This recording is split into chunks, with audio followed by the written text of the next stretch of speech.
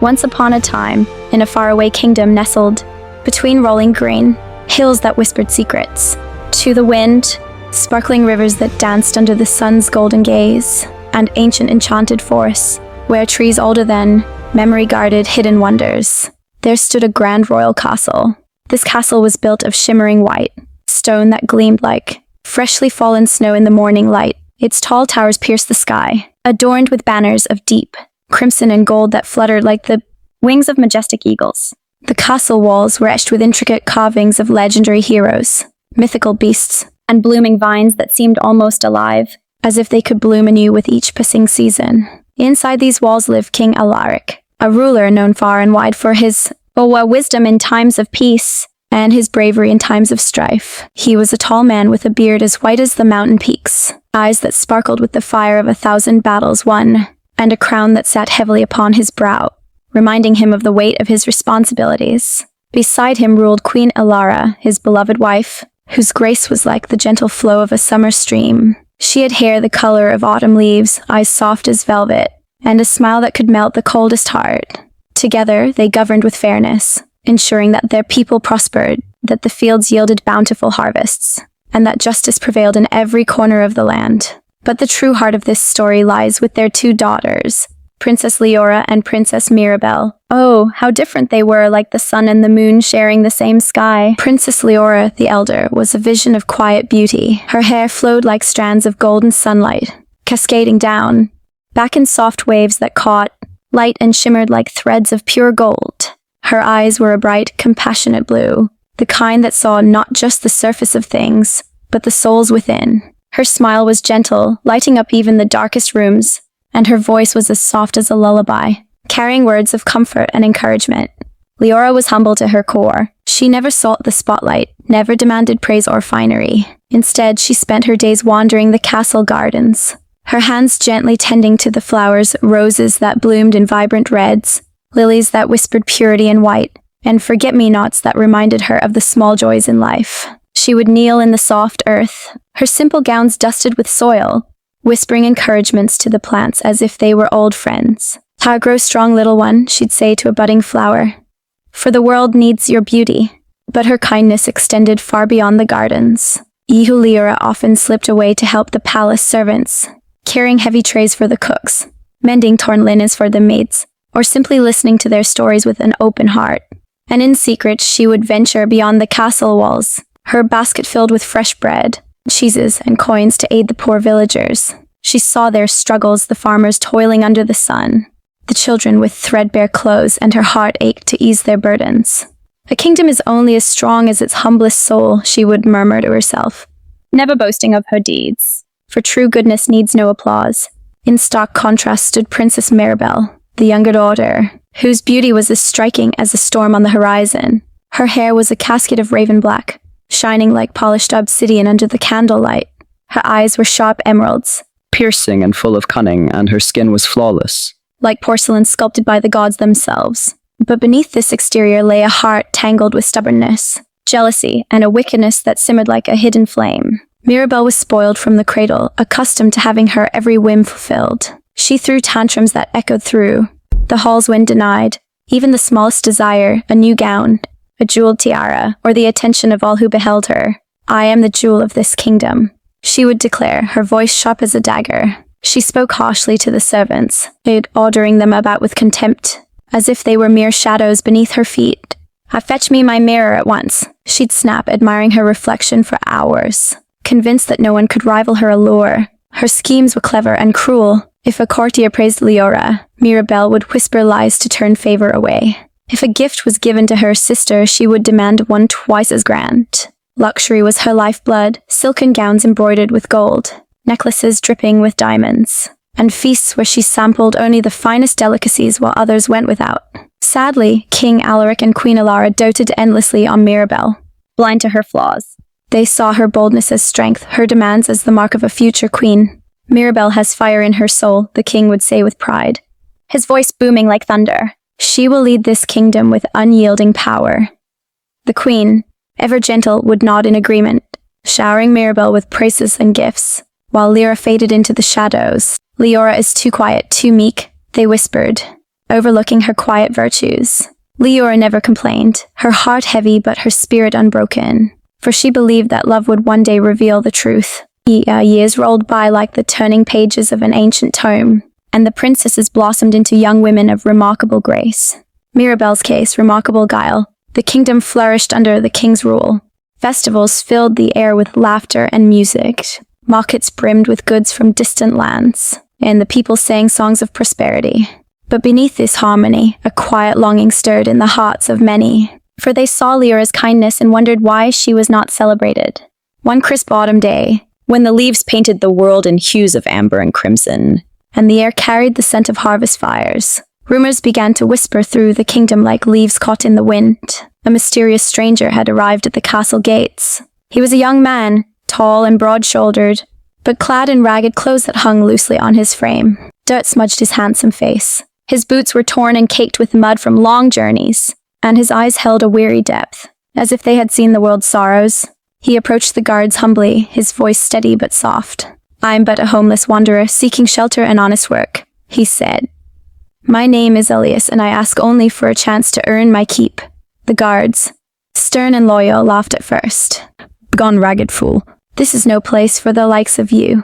But Elias stood firm, his gaze unwavering, revealing a quiet dignity that made them pause. In truth, dear listener, this was no ordinary beggar. Elias was Prince Elias of the neighboring kingdom across the great, snow-capped mountains, a land of vast riches, towering castles and endless wonders. His father, the wise old king, had recently passed into the eternal realms, leaving Elias the throne. But before ascending fully, Elias yearned for something deeper than power or gold. He sought a true love, a wife whose heart was pure, untainted by greed or status. "I will disguise myself as a poor man," he vowed to his trusted advisors, "and wander the lands to test the hearts of those I meet.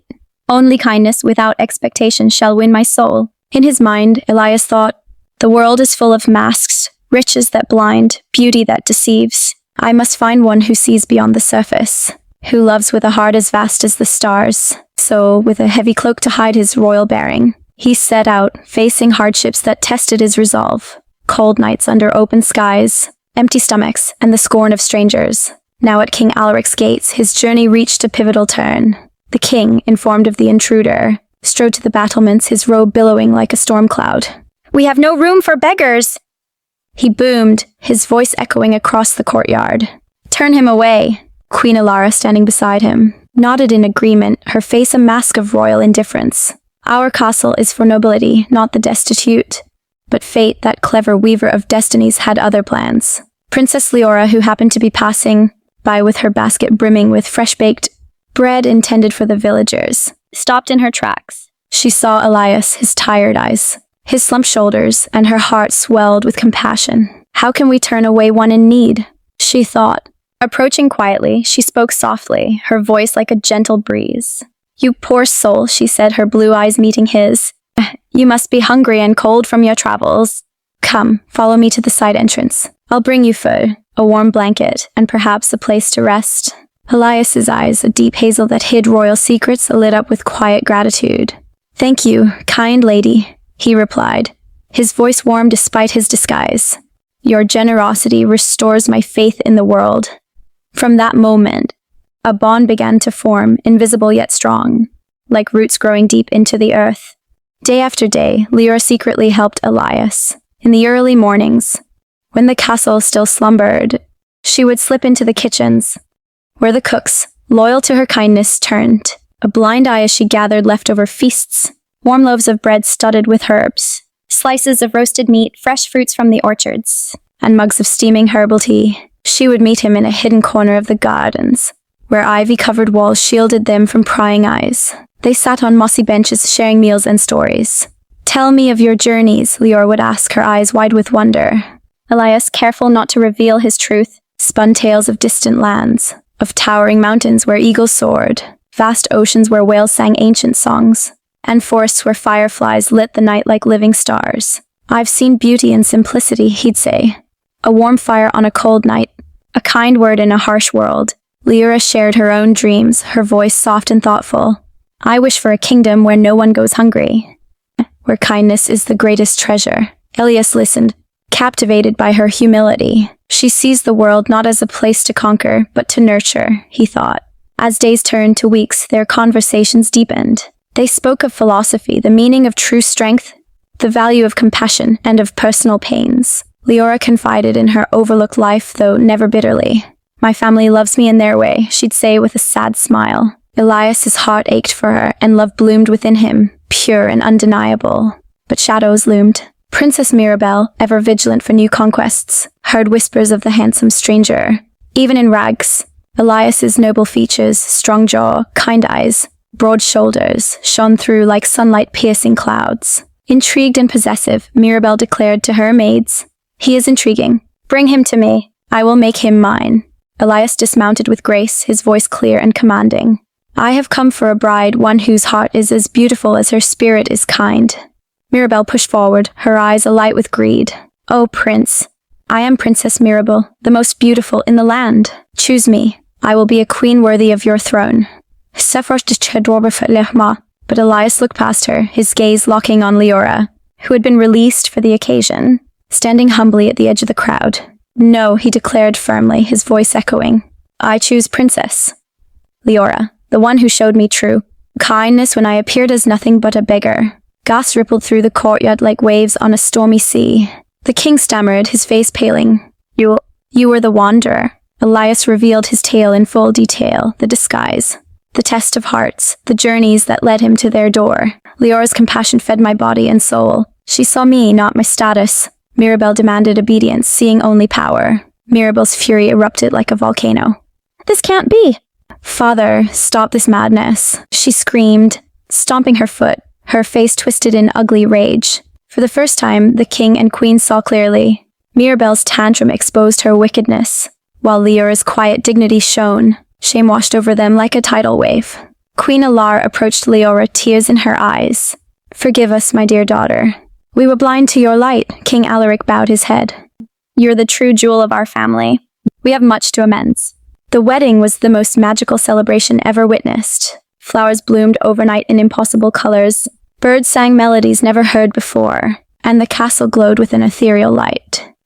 Leora, in a gown of white silk embroidered with golden threads, walked down the aisle, her hand in Elias's. Vows were exchanged under a canopy of stars, promising eternal love and kindness.